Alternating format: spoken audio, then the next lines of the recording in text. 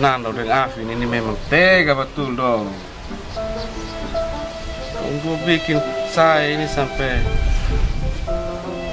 pusing-pusing terus ini. Dong dua saya harus suang sama dong dua tuh. Saya mesti baik tias kok. Kasih tahu dia kok fufu sama dong dua tuh.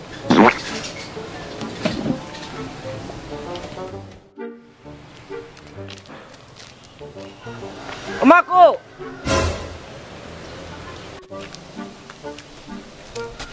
Stop. Om, ini sudah corona masih berjalan. Begitu masker gantunglah di dagu. Apa tokor saya berjalan as bapak cuma piman. Saya ini mau kunjungan jemaat. Jadi om aku tahu tuh majelis pun sibuk ini karena. Wow. Masker ini saya ada pakai dua, satu transparan yang ini dong ini, satu yang ini. Itu masker itu pakai yang baik-baik. Bukan virus itu datang lewat dagu ke lewat otak, itu kita lewat hidung, mulut. Pakai berbaik su. Iya bapak, begini toh bapak. Baik toh. Jadi om aku pun arah mata angin ini sebenarnya tujuan di mana? Oh, ini saya mau piba itu sini kok. Ada omong dan dia kok. Kapan hari Apin deng ini ada saudara yang masalah warisan tanah itu, tapi kok bab tua fufu ame sondong dulu.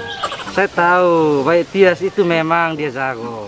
Wow. Tapi Om Mau ini anak Tuhan toh. Jadi sekarang Om Mau ini harus beralih sudah. Jangan tiba Tias lagi. Tapi saya nanti mau ke mana le bapak? Dong dua ini suka bikin saya emosi terus ini. Begini. Mendingan om aku pi nasar di gereja sa, biar Tuhan balas dong. Wow. Kalau lu mau cepat harus rajin bernasar. Kalau son rajin? Itu lu tunggu sampai Tuhan datang yang kedua kali, justru akan berhasil. Oh, jadi begitu ya bapak. Makasih bapak, suka seide yang baik. Saya jalan bapak. Ini son salam kita lagi. Salam bapak. Salam. Ingat jangan pi baik Tias so. Oh. Kamu tunggu yang kamu bikin saya nacer sama kes kamu dulu Pagi kakak sayang. Wih doi banyak kok. Ini kayaknya berhabis karena 3 negara ini. Bagi dulu kak. Soalnya saya ini kok mau siap nasar ini kok. Nih lu duduk dulu, lu juga datang macam kayak mau tagih utang saya kok. Tumben no. Ini kakak menasar untuk apa? Ada sa. Soekarno ada terlalu berani ini. Ini Soekarno juga. Ini Insinyur Juanda Kartawijaya. Son bisa juga ini. Ini Husni Tamrin. Nah, ini saja.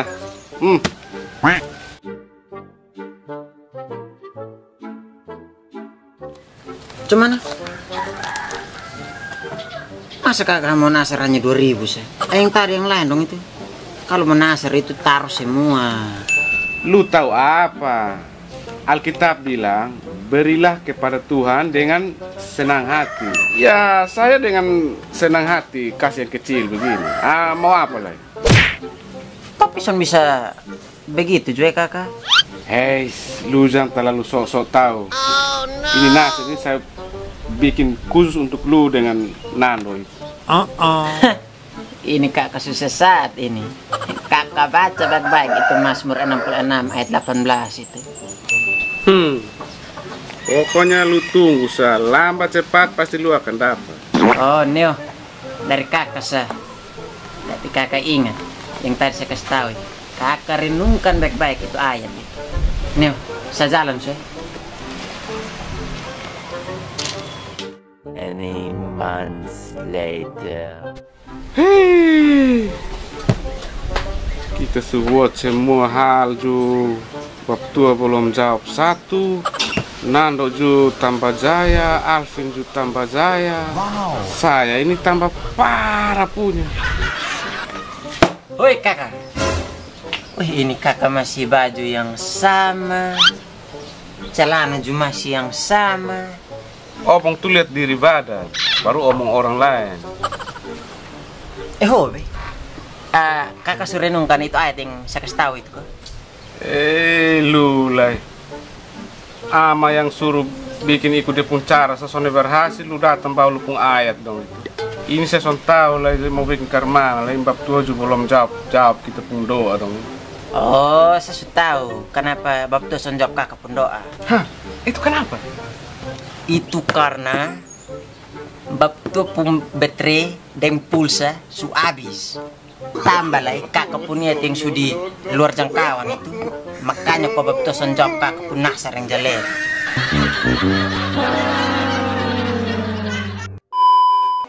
Shalom saudara, persembahan dalam setiap ritus keagamaan itu merupakan ritual yang sangat penting. Baik itu dalam kepercayaan primitif, kepercayaan tradisional, maupun juga di dalam agama-agama modern. Dalam kepercayaan primitif dan tradisional, persembahan itu menjadi wujud pemberian kepada para dewa atau kepada para ilah untuk menyenangkan mereka, agar manusia diberkati dan mendapatkan apa yang mereka inginkan. Dalam kepercayaan primitif, persembahan dipahami secara transaksional.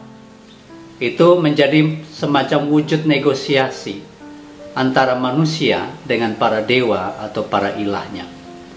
Sedangkan dalam tradisi Kristen, kita memahami persembahan dengan cara yang berbeda. Dalam tradisi Kristen memahami bahwa persembahan adalah bentuk ibadah dan merupakan tanda syukur atas berkat yang diterima oleh manusia dari Tuhan. Sehingga memberi persembahan kepada Tuhan bukan dalam tujuan dan upaya untuk mendapatkan berkat, tetapi memberi persembahan adalah tanda syukur karena berkat-berkat yang Tuhan berikan dalam kehidupan kita. Mazmur 66 ayat yang ke-18 mengisahkan tentang pemazmur yang juga memberikan nazar kepada Tuhan. Dalam ayat yang ke-13 dikatakan, aku akan masuk ke dalam rumahmu dengan membawa korban-korban bakaran. Aku akan membayar kepadamu nazarku. Namun dalam ayat yang ke-18, pemazmur menyadari betul hakikat dari sebuah nazar. Dia katakan bahwa seandainya ada niat jahat dalam hatiku, tentulah Tuhan tidak mau mendengar. Saudara, nazar dalam bahasa Ibrani berarti disendirikan atau dikuduskan. Karena itu pemazmur mengingatkan kita bahwa apa yang disendirikan, apa yang dikuduskan bagi Allah, tidak boleh bersatu dengan niat yang tidak kudus. Niat mencelakai orang lain, niat membalas dendam, bukanlah niat yang kudus. Karena sebagai anak-anak Allah kita diminta untuk memberkati dan bukan untuk mengutuk. Nazar bukanlah sarana untuk kita mendikte Tuhan. Nazar juga bukanlah bagian dari cara kita untuk mengatur apa yang mesti Tuhan lakukan di dalam hidup kita. Karena persembahan nazar itu adalah wujud tanda syukur kita dan sesuatu yang dikhususkan bagi Tuhan. Karena Tuhan tahu apa yang terbaik bagi anak-anaknya. Tuhan menolong kita. Amin.